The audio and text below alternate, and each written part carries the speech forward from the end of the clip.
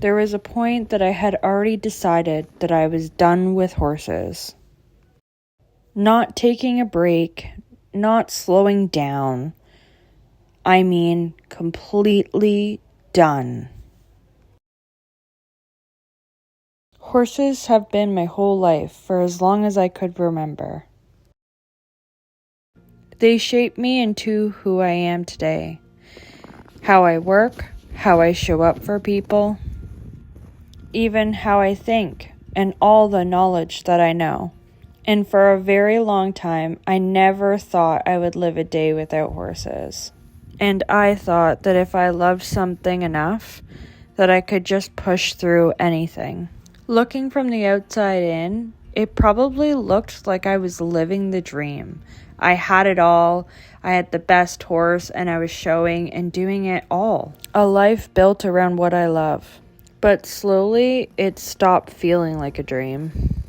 Every day was a nightmare, and it was a weight I could no longer bear.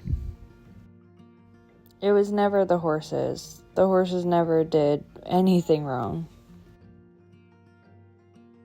And deep down in my core, I knew I would always love horses. They are a part of me that I cannot even explain to the majority of people. But for a short while, I had to turn my back away and say goodbye to horses for what I felt was going to be forever. I was exhausted in a way that sleep could never fix. I was so hungry all the time that I could eat massive amount of food and never feel full. I was exhausted, and it's a type of exhaustion that isn't the type of exhaustion that I feel nowadays, even owning 6 horses in this full barn. It was exhaustion from toxicity and being around the wrong people.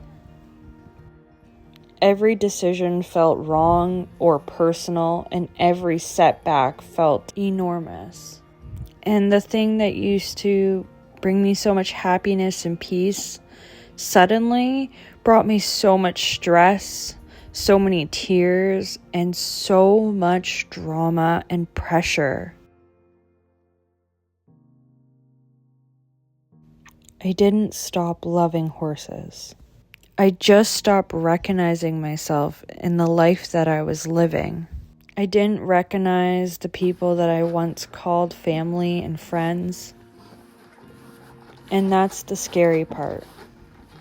Because when you don't hate it, you don't feel like you're allowed to walk away, even when you're drowning. And so, I made myself hate it. I sold everything that I owned, sold my show horse, all my tack, everything that reminded me of my old life. And while one part of me died, suddenly a new part felt a little bit of relief. When you work 12 to 16-hour days at something that you once loved very much, you suddenly become resentful. You suddenly hate it. You once were chasing those bigger jumps, those prettier ribbons, the bigger results, all while forgetting why you truly love it. You were chasing those beautiful ribbons and the biggest of goals. Meanwhile, forgetting where you truly started and why you love horses. That you loved the sound of the hooves on the ground, the smell of fresh hay and manure, and honestly just the joy of a peaceful walk on horseback. I remember clearly what I was thinking before I quit. No more carrying the weight. No more explaining myself to people that didn't deserve it. No more feeling like I was constantly falling short or a disappointment. And for a moment, it was relief. But a part of me had died. If you're almost at that quit phase, or you've already quit horses altogether, just let me tell you that you haven't failed. It's just that something needed to change or needs to change. And it doesn't mean that you can't revisit horses later, and it doesn't mean that it is forever. But honestly, if you have to tell yourself that you need to cut off entirely, that's what you got to do, right?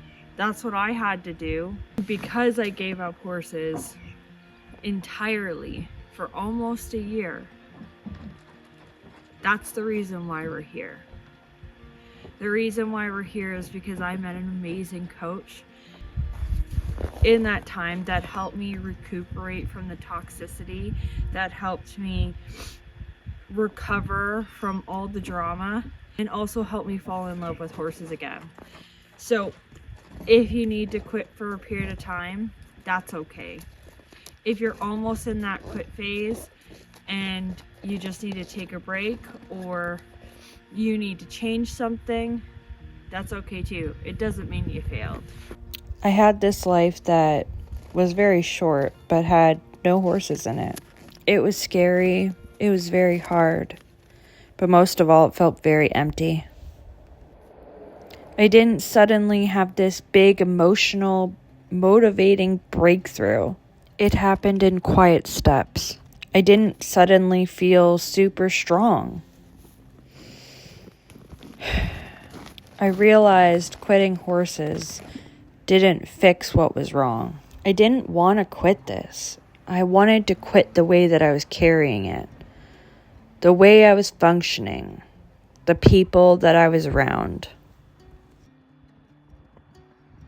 I realized that I wasn't feeling at this life, that I was outgrowing the way I was doing it. Things didn't magically get easier after that. They just got clearer. I learned boundaries. I learned that loving something doesn't mean that you have to sacrifice yourself for it. I learned that burnt out doesn't mean that you chose the wrong path. It typically means that you chose the right one, but with not enough support. I'm still here because I chose to show up as myself, not the version of me that had to earn rest and prove her worth. If you've quit, or if you're in that almost quit phase, I want you to hear me loud and clear. You're not weak. You're not wrong. You're not broken. And you didn't fail. Sometimes almost quitting is the moment that things can change. Your passion and purpose will suddenly become clear. I'm really glad I came back to horses. Not because it got easier, but because I finally started listening to myself. And I continue to show up as the person that I truly am.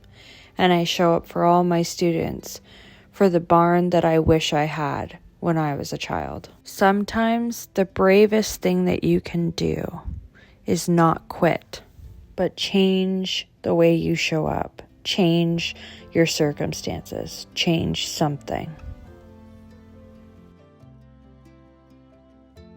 Almost quitting for good wasn't the end of my story.